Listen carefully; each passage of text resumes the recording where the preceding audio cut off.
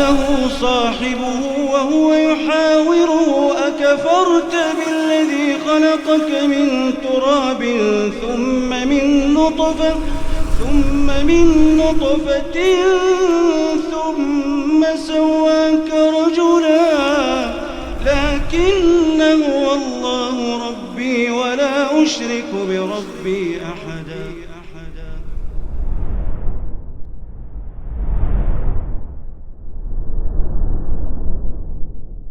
Alhamdulillahi Rabbil Alamin, wassalatu wassalamu ala sayyidil mursalin wa ala alihi wa sahbihi wa man tabi'ahum bi ihsanin ila yaumiddin, amma ba'd. Biidznillahi ta'ala kita akan meneruskan kembali fikih ekonomi Islam ya, dari kitab Fikih Ekonomi Keuangan Islam karya dua ulama dalam bidangnya, yaitu Profesor Dr. Shalih As-Sawi dan juga Profesor Dr. Abdullah Al-Muslih, diterjemahkan dan dicetak oleh Pustaka Darul Haq, yarhamukallah.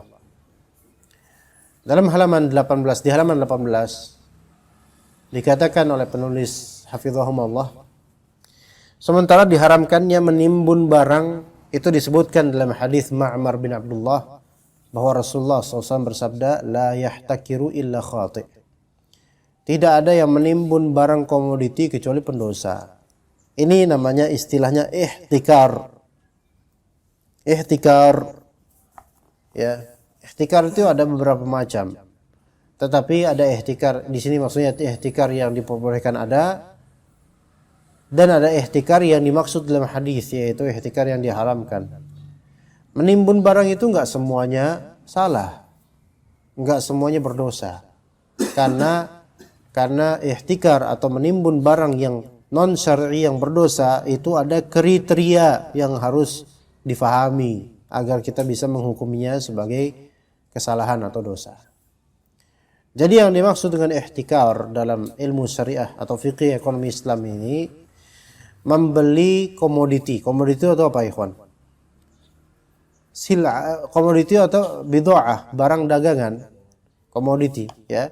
Membeli komoditi di saat harganya mahal, lalu menyimpannya hingga harganya semakin mahal. Sementara orang-orang amat membutuhkan komoditi tersebut. Fahami baik-baik, ikhwan. Ini persyaratan ihtikar disebut ihtikar. Persyaratan menimbun barang disebut haram ketika terjadi ini, yaitu membeli komoditi di saat harganya mahal, lalu menyimpannya ya dengan tujuan agar semakin untung hingga harganya semakin mahal karena disimpan. Dan sementara orang-orang membutuhkan komoditi tersebut. Jadi persyaratan diharamkannya ihtikar ada 3 minimal. Pertama, membeli komoditi tersebut di saat harganya mahal. Ini pertama. Maka kalau membeli komoditi tersebut di saat harganya masih murah, ini bukan bentuk penimbunan barang yang diharamkan. Bisa dipahami nggak? Minyak goreng masih murah, misalnya, ya, minyak goreng masih murah. Berapa harga minyak goreng sekarang, ikhwan? Anda nggak tahu? Udah normal sekarang, Pak? Alhamdulillah. Nah, mungkin yang muhtakirnya, orang yang ihtikar udah tahu hukumnya mungkin, ya, taubat ya. Tapi yang curah katanya langka, Ustaz. Yang curah itu langka. Yang buat pedagangan yang curah itu biasanya. Apa bedanya minyak curah dengan lainnya, Pak? Minyak curah itu gimana? Curah yang di gen itu berapa 5 liter. Oh, yang kayak gitu. Tapi yang bermerek normal banyak ya. Iya, katanya sih udah normal. Jadi yang curah itu yang agak langka. Jazakallah khair, Pak. Iya. Ya berarti ini masih tetap permainan juga, Pak, ya. Masih tetap ada permainan. Ini mungkin ihtikar bisa dimaknai semacam apa? Monopoli kali ya. Masuk enggak monopoli ini? Memonopoli barang. Istilahnya itu sama ya? Iya. Jadi syarat pertama supaya disebut ihtikar yaitu membeli barangnya di waktu harga mahal, di waktu harga naik. Enggak, kalau waktu murah terus disimpan itu kulakan namanya. Iya, enggak apa-apa. Stok biasa enggak masalah. Iya, kayak sekarang apa yang lagi murah Pak sekarang? Apa yang maksudnya harganya normal sekarang? Hah? Telur. Telur itu nggak bisa timbun, busuk Pak. Nggak kuat. Apa coba? Beras bisa ya? Beras bisa. Beras bisa. Normal harganya nggak masalah. Ya udah fadhol, antum mau nimun berapa gudang juga nggak masalah ya Pak. Ya. Walaupun kelak nanti naik harganya, tapi antum membelinya pas di harga standar wajar, harga wajar. Pas belinya itu. Maka ini bukan termasuk, ini termasuk menimbun, tapi bukan menimbun yang dilarang. Ya, jadi nggak masalah. Nah, pertama syaratnya dia tuh belinya pas harga barang udah mulai naik. Ya, itu pertama. Kedua, dia menyimpan hingga harganya semakin mahal. Ini syarat kedua. Dia simpan komoditi tersebut hingga harganya semakin mahal. Ini kan berarti kan dia nyari untung. Ya, dia simpan hingga harganya semakin mahal. Kalau misalnya dia membeli komoditi di saat harga mahal, oke, masya Allah. Dia misal beli minyak goreng Pak ya, beli minyak goreng misalnya berapa ton, masya Allah, itu udah mahal kali dia beli. Nah, dia itu membelinya bukan buat dia simpan supaya harganya makin mahal, bukan. Tapi dia membelinya untuk dia bagi-bagikan ke kaum muslimin. Ini termasuk haram enggak? Anda ini masuk sedekah ini. Ya. Contoh lain, kasus lain. Dia beli minyak goreng pas harga sudah mahal. Dia beli sekian atau 3 ton misalnya. Lalu kemudian dipampangkan minyak goreng tersebut di depan rumahnya sebegitu banyak. Sudah dikemas-kemas. Kemudian dia bilang ke orang-orang, "Yuk, silakan teman-teman sekalian bagi yang mau beli, ini saya punya minyak goreng harga di bawah modal." Gimana menurut antum? Boleh nggak kayak gini? Boleh. Dialah yang menurunkan harga. Ini termasuk sedekah nggak? Termasuk sedekah. Dia nggak dapat untung, bahkan dia sebenarnya rugi dengan itu dari segi nominal ya rugilah dia. Nah, ini bukan termasuk ihtikar yang dilarang.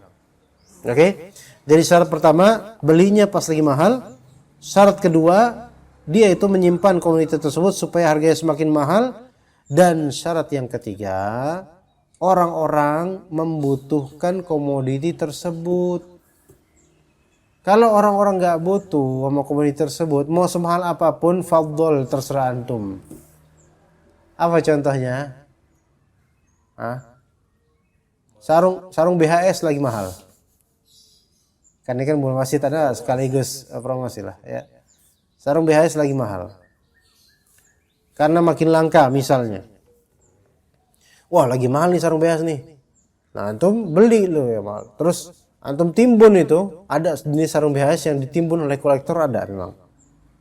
Ya, antum timbun tuh. Ya. Nah, kemudian antum jual dengan harga yang melejit.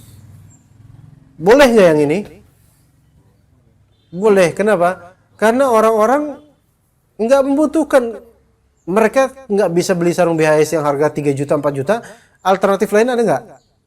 Ya banyak banget. Antum beli sarung yang 40 ribuan juga ada. Antum beli sarung serbet juga ada. Baik serbet dari segi motif atau serbet dari segi kualitas ada. Yang garisnya tuh belok-belok tuh. Ya. Yang harganya 20 ribu. Ada sarung harganya 15 ribu. Itu gimana? Iya ada. Sarung harganya 15 ribu. Ya ada alternatif lain. Jadi masyarakat itu tidak berdarurat dengan barang ini. Maka ini bukan termasuk menimbun yang dilarang. Begitu ya. Baik. Kemudian misalnya harga coklatos makin meningkat. Harga coklatos makin meningkat. Antum beli pas lagi harganya agak mahal. Antum beli sampai segudang coklatos. Sehingga orang-orang kemudian kalau nanya coklatos ada nggak Pak? Wah udah habis, di mana-mana warung habis coklatos. Boleh nggak kayak gitu ya kawan? Boleh. Boleh karena apa? Karena alternatif lain banyak, orang-orang nggak darurat membutuhkannya. Nggak ada tuh anak-anak ketika dia nggak dapet coklatos di 3 warung terus nangis habis itu mendesain untuk bunuh diri. Nggak ada. Coklatos. Ya. Begitu. Ya, jadi ihtikar, ingat di ini menimbun barang, banyak orang yang nggak paham masalah ini. Mereka memahami bahwa segala bentuk menimbun barang itu haram. Enggak, menimbun barang yang haram ada syarat-syaratnya. Ya, seperti tadi 3 syarat. Taib, hikmah diharamkannya ihtikar adalah sebagai upaya mencegah bahaya yang menimpa masyarakat umum. Karena itu akan membahayakan mereka, keberlangsungan hidup mereka juga, kebutuhan hajat keseharian mereka juga. Termasuk di antara sikap buruk yang nekat adalah ketika seseorang memakan harta orang lain dengan cara haram dengan menggunakan sumpah palsu. Ya. Mungkin nanti fikih ekonomi Islam bisa dijudulin hukum menimbun barang, ya kan ya? Hukum menimbun barang. Termasuk di antara sikap buruk yang nekat adalah ketika seseorang memakan harta orang lain dengan cara haram dengan menggunakan sumpah palsu. Hal ini diisyaratkan dalam hadis Abu Umamah Al-Bahili rahimahullah radhiyallahu an bahwa Rasulullah SAW bersabda, "Man iqtata'a haqqa imri'in muslimin bi yaminihi faqad aujaba Allahu lahu an-nara wa harrama 'alaihi al-jannah."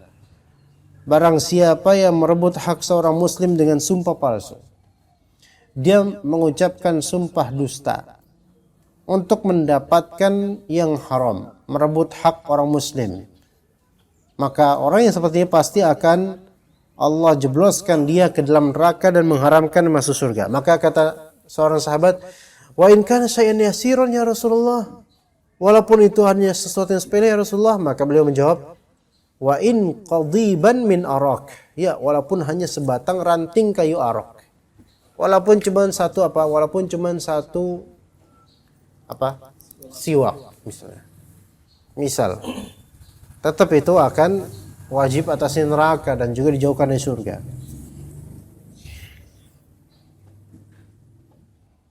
Bagaimana contoh memakan harta orang lain dengan cara haram dengan menggunakan sumpah palsu? Pedagang. Ya, pedagang. Dengan sumpah palsu itu makin buruk. Kalau nggak pakai sumpah palsu, cuma bohong doang, itu juga buruk, berkahnya hilang. Jadi tanfiqus sil'ah yaitu tanfiqus sil'ah bil halifil kadzib, yaitu menaikkan harga barang dengan sumpah palsu. Ya. Ini berapa nih buku harganya? Ini buku harganya 60.000. Waduh, mahal nian. Enggak bisa kah 40.000 kata para pembeli. Wah, enggak bisa. 40.000 itu sudah hilang modal saya itu. Enggak ada untungnya saya. Padahal ini buku modalnya 25.000. Dia dapat untung 15.000 dengan itu. Tapi dia pengen keuntungan itu 100%. Makanya dia jual berapa tadi anak-anak jual? 60. Wah, itu lebih dari 100%. Nah, enggak apa-apa lah. Ya, enggak apa-apa, sah-sah aja. Taib. Kemudian, waduh, kok mahal banget ya? Nggak bisa kah? Apa mungkin tadi dia nawar berapa? 40. Nggak bisa kah 30.000? Pak, tadi Bapak nawar 40.000. Sekarang, dan saya nggak mau. Bapak sekarang nawar 30.000. Saya nggak mau. Ya, Bapak pilih mana, Pak? Pulang rumah dengan selamat atau gimana? Ya. Tapi kan ini kemahalan Pak pedagang. Demi Allah, ini sebenarnya saya itu nggak ada untungnya Pak. Demi Allah dia pakai apa? Demi Allah. Maka makin parah kondisi dia ini. Haram atasnya surga dan wajib atasnya neraka. Jadi hati-hati. Ya, dia pengen mendapatkan harta tersebut dengan cara menggunakan sumpah palsu. Ini satu sisi ya. Makan harta orang lain, satu contoh ya, yang kadang-kadang menggunakan sumpah palsu dan mengatasnamakan agama untuk memakan harta orang lain. Iya. Hah? Padahal Belum tentu beli dia udah dosa. dosa ya. Hah. Belum tentu beli padahal. Dan memang mungkin pembeli ini emang dari awal memang sebenarnya nggak mau beli. Mau pengen supaya dia berdosa aja.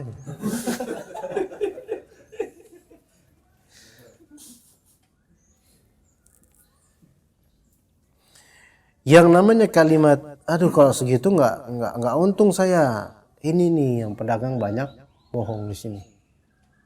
Banyak pedagang bohong di sini. Kalau segitu mah saya nggak ada untungnya gitu. Banyak pedagang bohong banyak kalimat ini tersebar di pedagang dan banyak kebohongan. Juga di antara kebohongan misalnya ya, pasar Tanah Abang itu kan pasar grosiran. Umumnya kan gitu di Tanah Abang ya, di mana-mana, di Tanah Abang di blok manapun. Misalnya ini ada toko menjual apa? Sarung. Rata-rata itu mereka itu nggak beli putus dari distributor, enggak. Rata-rata distributor ngedrop sarung konsinyasi. Jadi sarungnya di drop di toko-toko. Ya, nanti toko-toko itu menjualkan kemudian. Jadi ini bukan barang milik mereka. Jadi bukan milkun tam, tapi milkun naqis. Mereka hanya memiliki otoritas untuk menjualkan. Ya, begitu aja. Nah, maka kemudian kan namanya menjualkan dan barang di drop aja itu kan berarti kan konsinyasi, titipan untuk dijualkan. Berarti itu barang bukan milik mereka dan mereka nggak ada modal rupiah pun kecuali modal apa? Modal toko, place, dan modal tenaga, modal waktu, modal soft skill, keterampilan berbicara dan menawarkan barang dan seterusnya. Adapun modal barang ada nggak? Nggak. Jadi modal barang itu nol. Modal nominal rupiah 0%. Maka kemudian kalau misalnya pedagang bilang, ini sarungnya ini 40.000 lah saya tawar. Atau sekodinya 500.000 lah. Pedagang bilang, waduh kalau 500.000 mah saya nggak ada untungnya, gimana nih? Nggak balik modal saya. Nah, paham nggak? Kalau misalnya dibilang nggak ada untungnya, misalnya ditetapkan oleh distributor, ini dari kami, kata distributor, dari kami 500.000 per kodi. Sampean silahkan. Per kodi 500.000 itu sarung apa? Enggak lah. Enggak. 2 juta 25.000. Serbet lagi. Enggak, 2 juta per kodi kata distributor. Kami naruh drop barang nih ada 100 kodi ya, 100 kodi plok, 100 kodi sini. Satu kodinya 2 juta. Ya. Nah, ini kami pakai sistem konsinyasi kata distributor. Sampean tinggal menjualkan. Berarti sampean tidak punya modal ya. Enggak punya modal dana di sini.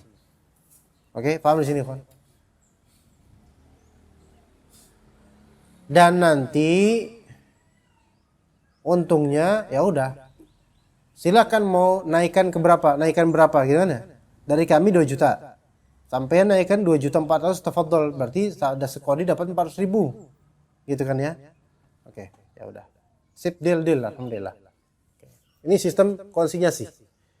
Ini boleh berarti bisa pakai metode wakalah. Ya. Jadi wakil itu sehukum dengan orang yang mewakilkan. Iya, sehukum. Jadi sama. Jadi boleh dibilang dia adalah pedagang. Adapun disebut pemilik barang, dia memiliki tapi tidak secara sempurna. Dia hanya memiliki otoritas untuk menjualkan. Iya. Makanya kalau misalnya barang itu ditilep, dicuri karena kelalaian dia, ganti rugi gak? Ganti rugi. Ya. Oke. Maka karena tadi dia ada akadnya seperti itu, maka kemudian dijual. Konsumen datang. Berapa sarungnya? Ini kan kata distributor terserah mau markup berapa, terserah. Marginnya berapa terserah. Oh, ini 2,5 juta satu kodi. 2,5 juta, 2.500.000. 2,5 juta benar nggak tuh? Benar. Ya, 1 kodi 2,5 juta. Oh, kata maknya itu kan mama biasa gitu, nawar nggak pakai syariat, nggak pakai akal, nggak pakai uruf juga. Udahlah, 1 juta aja lah sekodi. Kata antum pedagang, antum pedagangnya, antum bilang, "Bu, ini bulan Ramadan loh, Bu. Saya lagi puasa ini." Gitu. Iya. Jangan uji saya lah, Bu. Ya udahlah, 900 lah. Allah musta'an. Bu. Ibu ngaji di ustadz siapa sih, Bu? Gitu kan. Ya, ditawar-tawar kemudian. Enggak, saya bercanda, kata ibunya. Udah, 2 juta aja lah. 2 juta aja, kata ibu.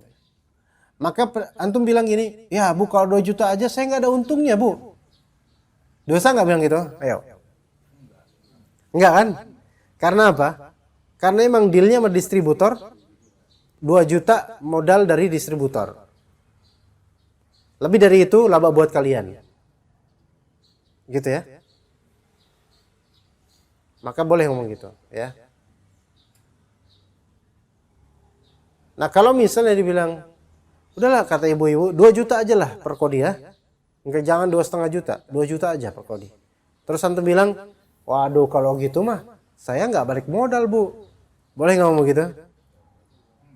Nggak boleh, karena mengisyaratkan bahwasanya ini seolah-olah barang dia tuh beli putus, perlu balik modal. Nggak, ini nggak boleh. Iya. Kalau misalnya ibu itu nawar, ya udahlah, nggak apa-apa lah. 2.050.000. 2.050.000. 2050000. Apa kata pedagangnya? Kata antum apa? Wah, Bu, kok kayak gitu mah saya nggak ada untungnya, Bu. Bohong kan nih? Bohong, ada untungnya 50.000. Iya. Kata ibu itu kemudian, ya udahlah, berapa sih modalmu? Berapa sih modalnya berapa? Biar untung berapa? Boleh nggak pembeli menanyakan itu? Boleh, cuman tidak etis. Dan boleh nggak pedagang untuk menjawabnya secara jujur? Boleh, cuman kurang afdol. Terus pedagang bilang, bos, sejujurnya ini modalnya 2.100.000. Bohong nggak? Bohong. Ya, bohong. Gitu. Mendingan pedagang itu bilang, waduh Bu, maaf, kami nggak bisa memberitahukan modalnya. Mendingan bilang gitu. Ya, dan itu lebih afdol. Kalau misalnya dia katakan, ceritakan yang hakikatnya 2 juta modalnya, ya mari kita deal berapalah enaknya untungnya buat saya, itu boleh. Itu namanya bai'ul amanah. Boleh. Ya, tetapi tidak baik. Ya. Pembelinya juga jangan kepo lah. Misal, Ustaz, parfum Haramain berapa, Ustaz? Antum kok jualnya 125? Ya, ini promo sekaligus. Iya. Kok antum jualnya 125.000? Paling 15 mili doang, Ustaz. Modelnya berapa sih? Gitu. Ya. Antum kalau nanya kayak gitu di WhatsApp, bakal anak kasih emoticon pisau itu. Antum jangan macam-macam, pengen tahu aja antum. Ya, misalnya gitu ya. Maka sebaiknya sih tidak, ya. Jadi hati-hati dengan sumpah palsu dan omongan-omongan bohong oleh pedagang. Yang mana itu sangat banyak ditemukan. Ya. Pedagang ikan misalnya. Antum ke Keramat Jati, beli ikan. Dan antum adalah orang yang paling jahil tentang ikan. Antum lebih jahil daripada ikan itu sendiri tentang ikan. Antum tidak bisa membedakan antara ikan yang masih fresh dengan ikan yang sudah dari kapan tahu. Menurut riwayat orang-orang, buka insangnya, ya kan? Tapi dibuka insang pun antum nggak bisa membedakan mana yang merah segar, mana yang merah muda, ya, atau merah yang udah pucat. Masih merah, pucat. Oke, kemudian karena misalnya antum nggak bisa membedakan, takut salah, antum bilang ke pedagangnya yang di pinggir jalan tuh, Keramat Jati itu kan, habis maghrib, malam-malam tuh kan, orang Madura biasanya. Orang Madura panggilannya apa? Cak. Ya. Cak. Ya dia nggak bakal bilang, Cak emang gue pecak gitu, nggak bakal gitu. Cak, tolong dong pilihin bandeng 2 kilo, terus apa lagi? Kembung 2 kilo, sama bawal laut 2 kilo. Tolong ambilin yang masih fresh, yang masih seger, baru, paling baru. Pura-pura dibuka sama di black ini bagian insangnya sama pedagangnya masih cak-caknya itu. Dan dipilihin apa? Sebagiannya yang dari kemarin hari. Artinya udah agak pucet. Masuk nggak ke dalam bab ini? Masuk ke dalam bab ini. Iya. Ini namanya apa? Ini namanya khida'. Ini namanya khida'. Ya, penipuan. Begitu. Ya. Bagaimana kalau misalnya ini ikan terkumpul antara yang fresh dengan yang dari kemarin misalnya. Kemudian pedagangnya menentukan. Pedagangnya nanya, Bapak mau beli yang mana? Saya mau beli yang fresh. Tapi yang mana? Pilih aja. Terus antum pakai undian. Atau pedagangnya mensyaratkan Bapak boleh dapat harga yang insya Allah harga normal, harga yang baik lah, harga khusus buat Bapak, padahal nggak khusus sama ajam yang lain. Buat Bapak sekian deh sekilo, tapi dengan syarat. Apa syaratnya? Bapak ngambilnya dengan cara melempar pulpen. Ya? Iya, melempar pulpen. Kemana yang dia kena, itulah yang dapat. Paham nggak di sini? Atau melempar apa sesuatu, pokoknya itu yang kena, itu yang dapat. Ntar baru kita timbang 2 kilo. Ini bayi apa namanya? Munabadah. Ini termasuk gharar. Di mana unsur ghararnya? Jahalah. Kemajuhulan kondisi ikan. Iya, jenis ikannya itu tahulah, kembung, bawal, iya. Tetapi kan pembeli itu niatnya pengen mendapatkan ikan yang fresh. Dan kalau cuma berdasarkan lempar gitu doang, enggak bisa. Karena boleh jadi yang didapat adalah yang sudah dari kemarin udah pucat. Maka enggak bisa. Maka ini terjadi gharar, maka ini haram. Dan kadang-kadang ghararnya itu juga besar. Bisa jadi dari 2 kilo itu ada mungkin 7 ikan dan 5-5-nya ikan pucat semua. Bisa itu terjadi. Ya, maka nggak boleh pedagang melakukan hal seperti ini. Kecuali kalau bonus. Kalau bonus boleh. Karena bonus ini bukan termasuk jual beli. Iya, jual bonus. Contoh antum beli parfum Diana. Ya. Nah, kan bonusnya kan tester. Tester ya anak kasih apapun nggak apa-apa. Tester nggak apa-apa, tester. Ya misalnya testernya ternyata air got depan rumah misalnya. Ya udah, ini aroma apaan ya kok hitam gini warnanya ada kecut-kecutnya sedikit, ini apa ini? Itu namanya GOT, ya GOT. Apaan tuh GOT? Got. Ya udah, itu bukan termasuk jual beli, tester. Ya. Tapi kalau misalnya Anda beri pilihan, antum boleh beli tapi dengan syarat antum lempar pulpen antum, mana parfum yang kena itulah yang antum dapatkan. Enggak bisa seperti ini. Kalau enggak kena gimana? Ada juga yang seperti kimar atau judi. Yang biasa di kotak terus habis itu koin ngambil gitu kan. Mesti dapat enggak? Enggak mesti dapat. Lebih banyak ruginya orang kayak gitu kan. Udah dapat sengaja di aplikasi di setting supaya jatuh misalnya. Nah, ini nggak boleh seperti ini. Iya, ini nggak jelas ini seperti ini nggak jelas dapat apa. Ya, begitu. Dan diriwayatkan oleh Muslim dari Ibnu Mas'ud radhiyallahu anhu bahwa beliau pernah mendengar Rasulullah SAW bersabda, "Man halafa ala mali imri'in muslimin bighairi haqqin laqiyallaha wa huwa 'alaihi ghadban." Barang siapa bersumpah untuk mendapatkan harta seorang muslim dengan cara haram, ia akan bertemu dengan Allah dan Allah dalam keadaan murka kepadanya. Ya, hati-hati mendapatkan harta seorang muslim dengan cara haram. Ya, thayyib. Kalau misalnya antum ditransfer, maksudnya antum jualan online, tapi tidak lewat marketplace. Kemudian ditransfer berapa nominalnya, totalnya misalnya 80.000.